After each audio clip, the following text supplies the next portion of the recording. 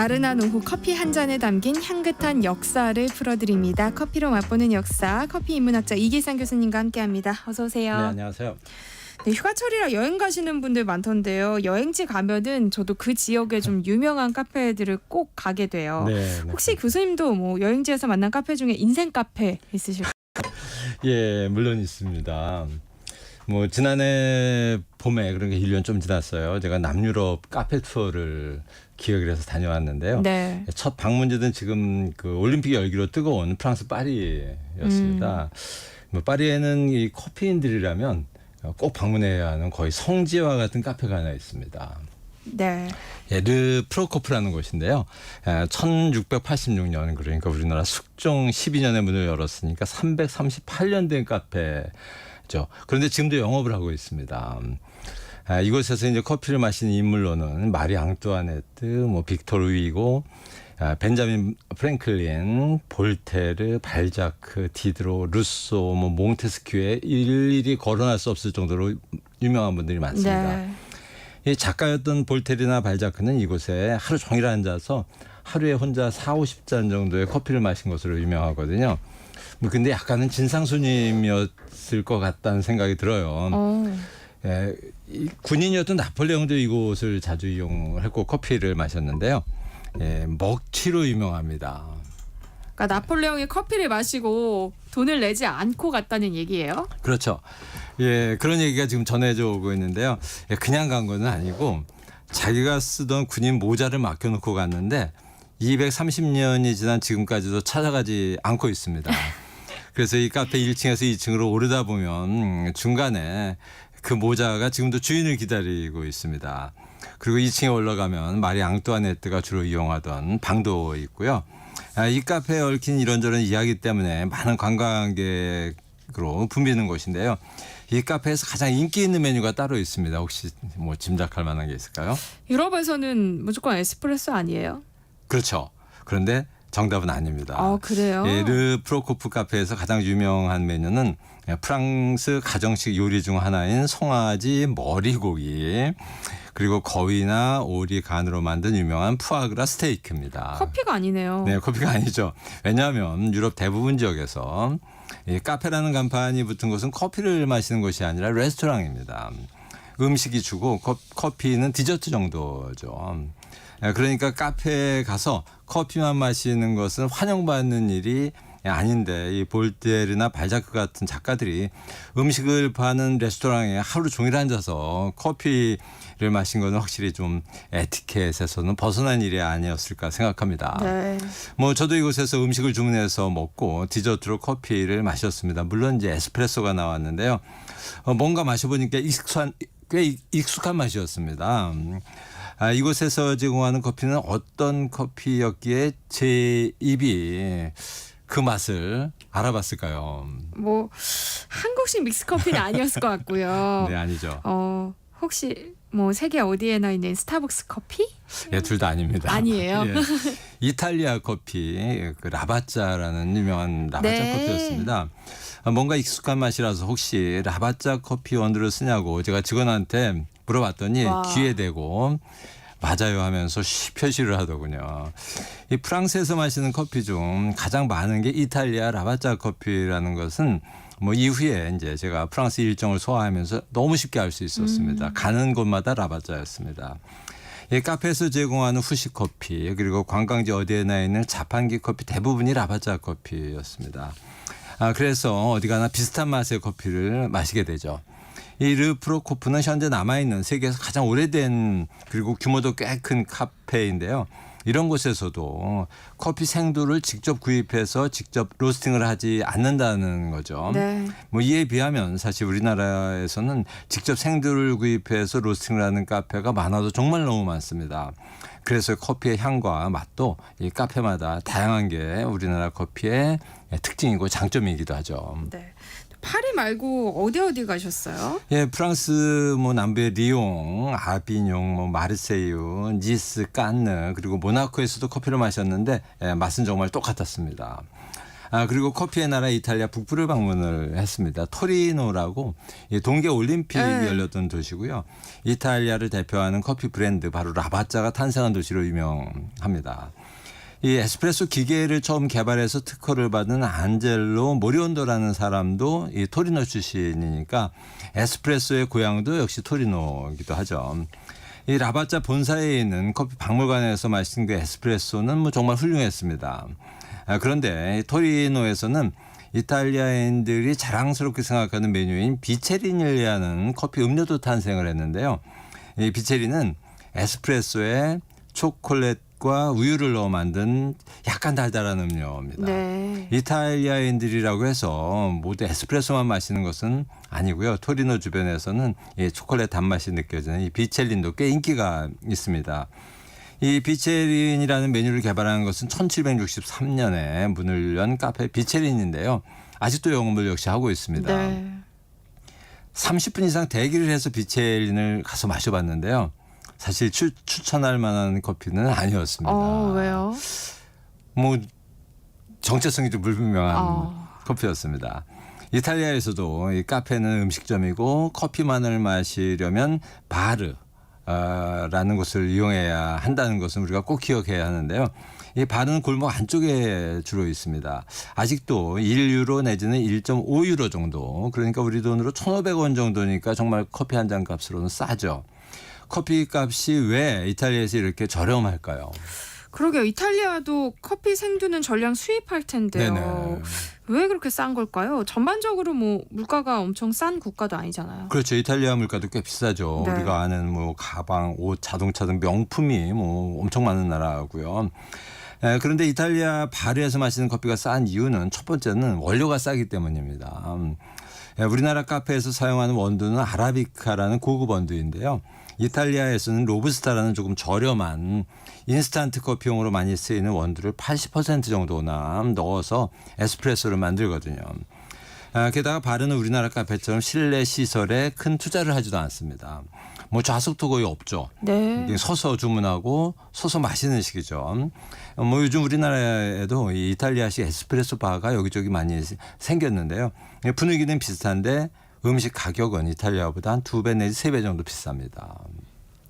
그렇군요. 갑자기 유럽에 커피 여행을 해봐도 재밌겠다는 생각이 드네요. 네네. 근데 오늘은 유럽의 초기 커피하우스 문화를 얘기해 주시기로 하셨잖아요. 네네.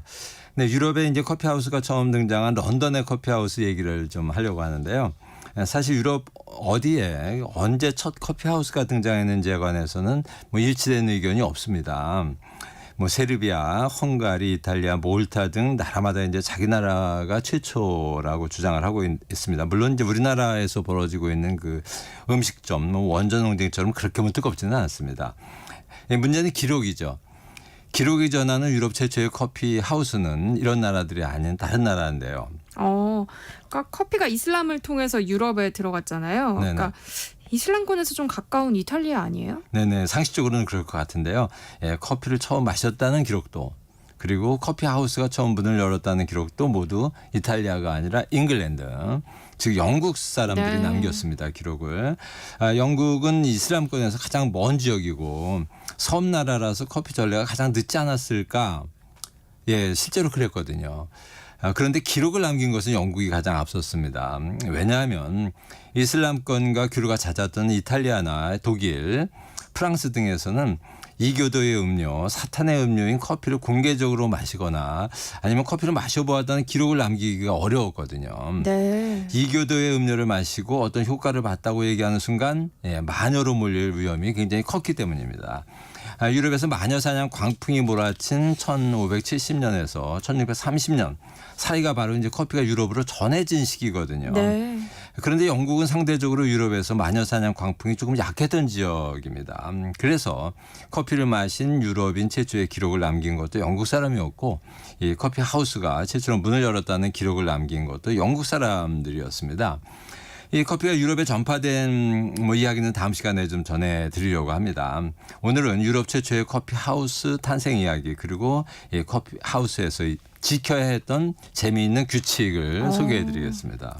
영국의 커피하우스가 처음 생긴 게 언제쯤이에요?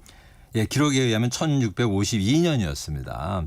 이 파스쿠아 로제라는 사람이 주인공인데요. 오스만 제국 땅에서 사업을 하던 영국 사람 데니얼 에드워즈의 하인로이라던 이슬람 사람이었습니다. 국적은 아르메니아 혹은 그리스인인데 분명하지는 않고요.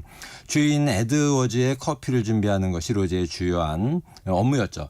그런데 에드워즈가 런던으로 이주해서 무역 사업을 하게 됩니다. 이 사람을 접대하는 일이 좀 많아졌거든요.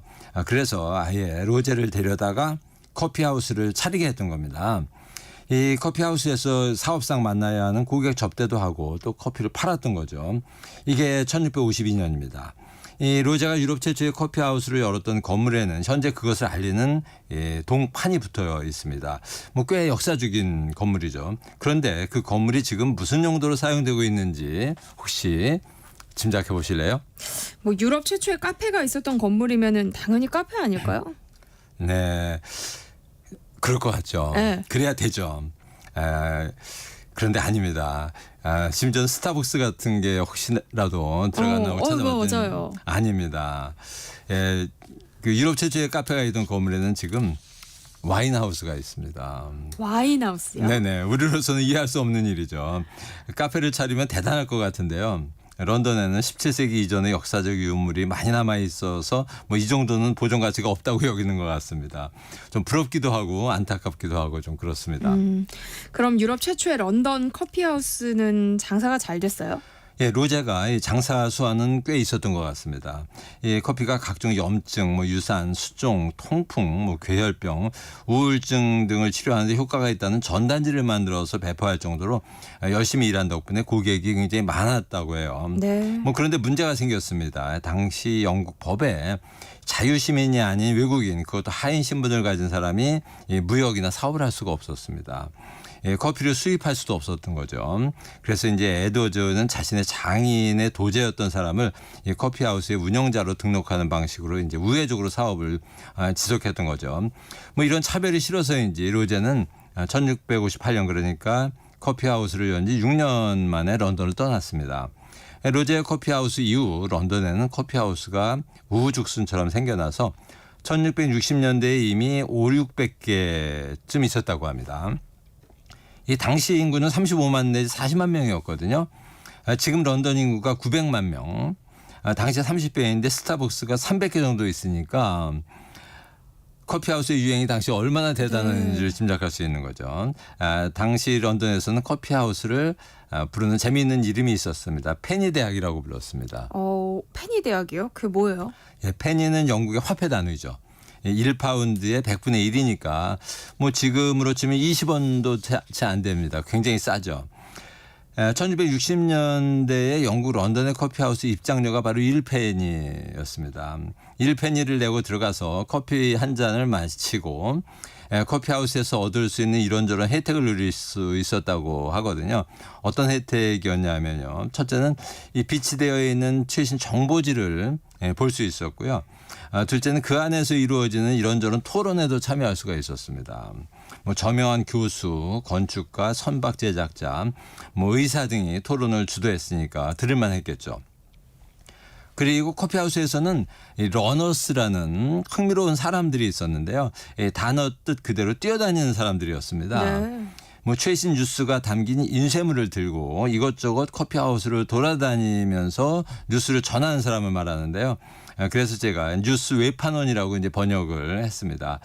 이 뉴스 외판원에는 재미있게도 여성들이 많았다고 합니다. 그 2020년에 개봉한 그 영화 뉴스 오브 더 월드라는 게 있는데요. 혹시 이런 영화 보셨나요? 아니요. 배경은 남북전쟁 직후 미국인데요. 커피 마시는 장면이 꽤 나옵니다. 이 영화의 주인공 탐 행크스는 퇴역 군인인데요. 신문을 싸들고 오지를 돌아다니면서 사람을 모아놓고 주요한 뉴스를 재미있게 읽어주는 게 직업입니다. 물론 돈을 받습니다. 이게 영국의 커피하우스에서 있었던 러너스의 미국판이었던 겁니다. 1페니를 내고 입장하면 커피를 마시면서 생활에 필요한 다양한 최신 정보를 얻을 수 있는 곳이어서 페니 대학이라고 불렀던 겁니다. 커피하우스가 유용하긴 했겠지만 재미는 없었을 것 같은데요. 지금 우리의 카페처럼 커피 마시면서 수다 떨고 좀 쉬고 이런 커피하우스는 없었던 거예요? 물론 있었죠. 기록에 보면 이 당시 런던의 커피하우스는 점차 같은 관심을 가진 사람들이 모이는 장소로 이제 발전을 했는데요. 그래서 술 주정꾼들이 모이는 커피하우스도 있었고요. 장사꾼들이 모이는 커피하우스, 뭐 뱃사람들만 주로 찾는 커피하우스, 심지어는 매춘업 종사자들이 모이는 커피하우스도 따로 있었다고 할 정도입니다. 교수님이 쓰신 책을 보면 당시 영국의 커피하우스에서 지켜야 할 재밌는 규칙들도 써 있더라고요. 네. 당시 커피하우스에서 지켜야 할 규칙 몇 가지를 소개해 보면요. 커피하우스의 규칙과 질서라는 당시 그 광고물에 나오는 내용인데요. 네. 첫째가 지위에 상관없이 더 나은 사람에게 자리를 양보할 필요는 없다. 였습니다. 커피하우스에 들어온 모든 사람은 평등하니까 자리를 양보할 필요가 없다는 얘기죠. 영국은 오랜 옛날부터 계급 사회였잖아요. 네네. 그런데 커피하우스 안에서는 차별이 없었던 거네요. 네, 그게 신기하죠. 이 영국이 전통 시대부터 계급 사회, 신분 사회, 뭐 불평등 사회였는데 굉장히 숨막힌 사회였겠죠. 네. 그런데 커피하우스가 일종의 해방구였던 셈이죠. 뭐 인도와 같은 계급 사회에도 어떤 종교 시설이나 마을이 그런 해방구 역할을 했잖아요. 이 폐쇄적인 사회에는 어디나 그런 공간이 있었습니다. 영국에서는 바로 커피하우스가 그런 역할을 하면서 인기를 얻었던 겁니다. 17세기 후반 런던 커피하우스의 번성을 가져온 가장 큰 배경이 아마 이런 부분이었던 것 같아요. 네. 입장료는 1페니고 싸고 1페니로 싸고 그 안에서는 신분 차별이 없다. 뭐 당연히 하풀이었겠죠. 또 다른 규칙으로는 어떤 게 있었어요? 네, 욕을 하면 12펜스의 벌금을 내야 했습니다. 욕을 하면 12펜스의 벌금. 화폐 단위 펜스와 페니 혹시 차이를 아세요? 어떻게 달라요? 예, 많이 들어본 단어인데요. 펜스는 페니의 복수형일 뿐입니다. 같은 단어예요. 그러니까 1페니로 입장을 했는데 욕을 하다 걸리면 12배인 12펜스를 벌금으로 내야 했으니까 말을 조심해야 했죠. 그런데 사실 욕과 욕 비슷한 말을 구별하는 게 쉽지는 않았을 겁니다. 그거 가지고 아마 싸웠을 수도 있겠죠. 욕을 했다, 아니다를 다투다, 싸움으로 번졌을 수도 있습니다. 이 커피하우스에서 싸움이 벌어지면 규칙 중에 하나가 먼저 싸움을 건 사람이 상대방에게 커피 한 잔 값을 지불하는 규칙도 있었는데요. 이 규칙도 애매하죠. 뭐 부부싸움도 그렇지만 싸움을 누가 먼저 걸었는지를 어떻게 판단을 하겠습니까? 쉽지 않죠. 이제 싸움은 모두 상대방이 걸었다는 것이 동서고금의 법칙인데 어떻게 판단을 해서 벌금을 물렸는지 궁금합니다. 이 커피하우스에서 금지한 대화, 해서는 안 되는 대화도 규칙에 들어 있었는데요. 커피하우스에서 주제로 삼으면 안 되는 것. 무엇이었을까요? 뭐 왕실을 비방하는 거 아니면 정치 이야기 이런 거 아니었을까요? 예, 뭐 그런 대화를 못하게 했으면 아마 커피하우스에 사람들이 갔을까요? 그렇네요. 뒷담화 때문에 갔을 텐데요. 정치 얘기는 뭐 당시나 지금이나 커피를 마시며 하는 대화의 아주 흔한 뭐 소재죠. 금지된 주제는 바로 성스러운 얘기입니다. 성은 이 섹스를 의미하는 것이 아니고 지나치게 거룩하고 고상한 것을 말합니다. 네. 커피하우스에서 너무 성스럽고 엄숙한 얘기를 하면 분위기가 당연히 차가워지겠죠. 그러면 손님들이 줄어들겠고요. 그래서 그런 대화는 금지되었습니다. 역시 성스러운 얘기와 성스럽지 않은 얘기의 구분이 쉽지 않았겠지만 규칙으로 존재했다는 게 굉장히 흥미롭습니다. 커피하우스에서 하면 안 되는 행동도 있었습니다. 카드나 주사위 등을 이용한 도박은 금지되어 있었다고 합니다. 도박은 뭐 욕을 부르고 욕은 또 싸움으로 이어진다는 것은 뻔하죠. 비슷한 관심을 가진 사람들이 모여서 자유롭고 평등한 대화를 즐겼던 영국의 커피하우스.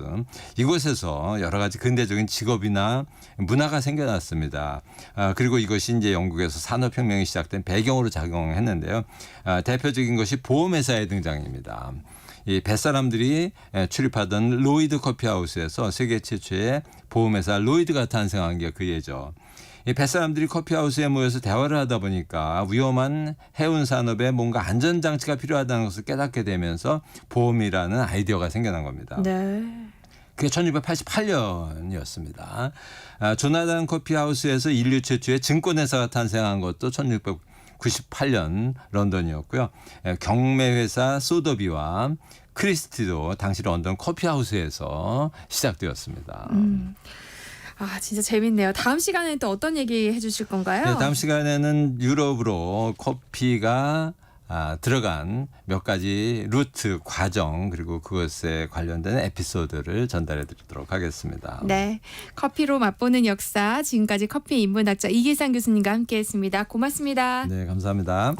네, 세상의 모든 정보 여기서 마무리하겠습니다.